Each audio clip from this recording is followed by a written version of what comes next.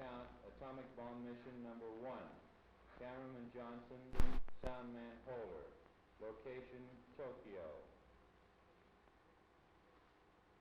3, cut. 3, action. The magnitude of the disaster that befell Hiroshima on August the 6th was only slowly pieced together in my mind. I lived through the catastrophe and saw it only in flashes, which only gradually emerged to give me a total picture. What actually happened simultaneously in the city as a whole is as follows. As a result of the explosion of the bomb at 8:15, almost the entire city was destroyed at a single blow. Only small outlying districts in the southern and eastern parts of the town escaped complete destruction. The bomb exploded over the center of the city. As much as 6 kilometers from the center of the explosion, all houses were damaged and many collapsed and caught fire. Even 15 kilometers away, windows were broken. Those who had lived through the catastrophe placed the number of the dead at least 100,000. Estimates made by ourselves on the basis of groups known to us show that the number of 100,000 dead is not too high. The major died, the president of the Central Japan district, the commander of the city, a Korean prince who had been stationed in Hiroshima in the capacity of an officer, and many other high-ranking officers. Of the professors of the university, 32 were killed or severely injured. Especially hard hit were the soldiers. The pioneer regiment was almost entirely wiped out.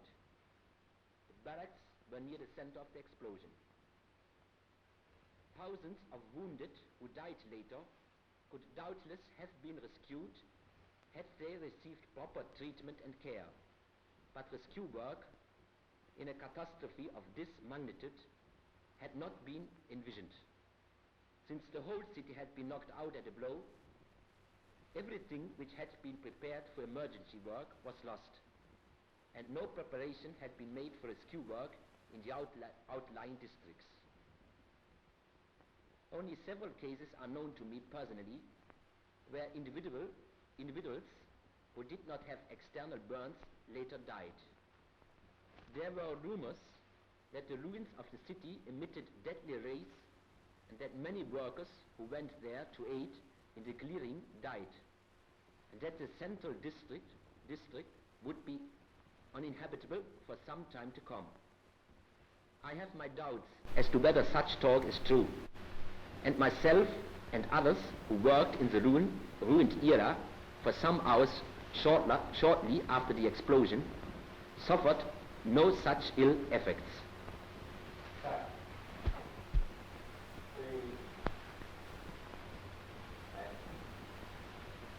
None of us in those days heard a single outburst against the Americans on the part of the Japanese, nor was there any evidence of a vengeful spirit. The Japanese suffered this terrible blow as part of the fortunes of war, something to be borne without complaint. During this war, I have noted relatively little hatred towards the Allies on the part of the people themselves, although the press had taken occasion to stir up such feelings. After the victories at the beginning of the war, the enemy was rather looked down upon. But when Allied offensive gathered momentum, and especially after the advent of the majestic B-29s, the technical skill of America became an object of wonder and admiration. We have discussed among ourselves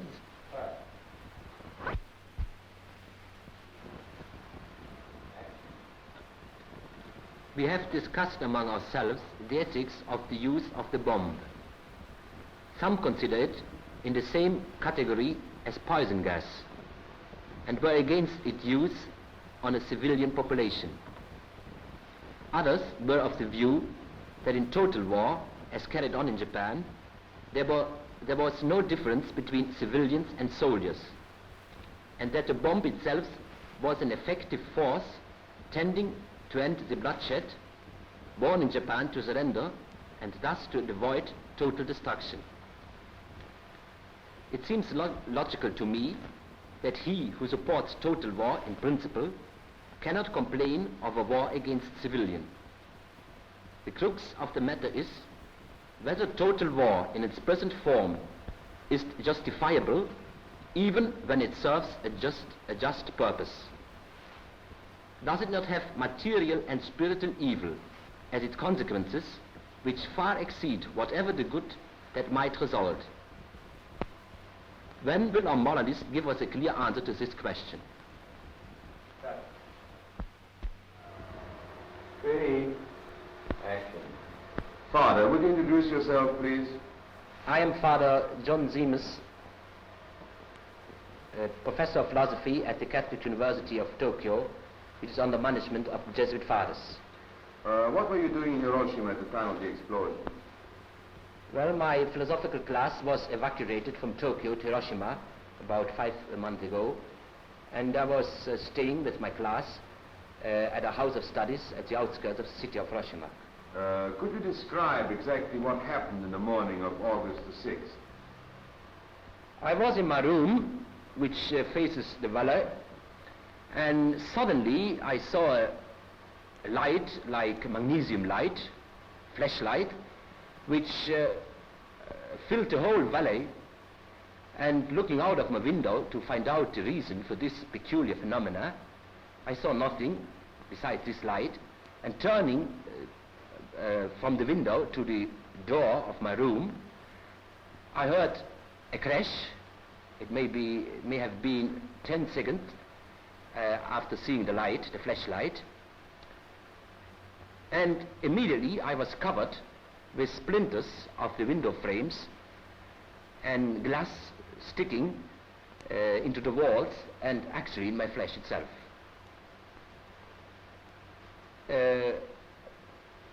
I tried to get out of my room, but found that our house had been severely damaged by the blast of this explosion. I had the impression at that time that the bomb had immediately crashed on our house. So severe, so strong was the effect of the percussion. But looking outside the house, I saw no trace of the bomb itself, but about a kilometer away from our houses, I saw several peasant houses which were on fire.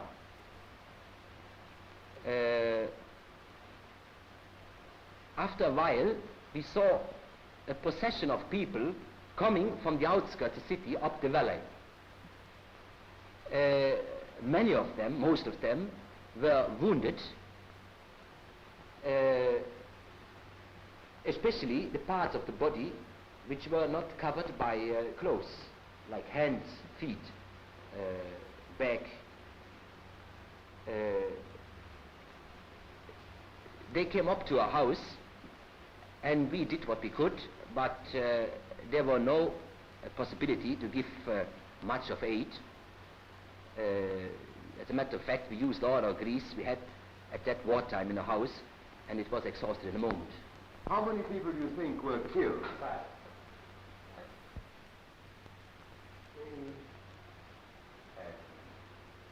How many people do you think were killed?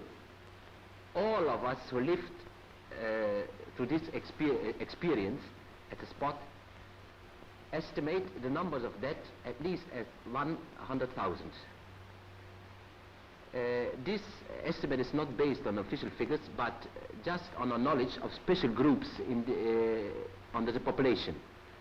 For example, the Protestant girls' schools numbered 600 pupils. From these 600 pupils, only 40 or 50 survived. Do you know of any individuals who had no external injury but who died later? Only a few cases are known personally to me who died afterwards without having external burns.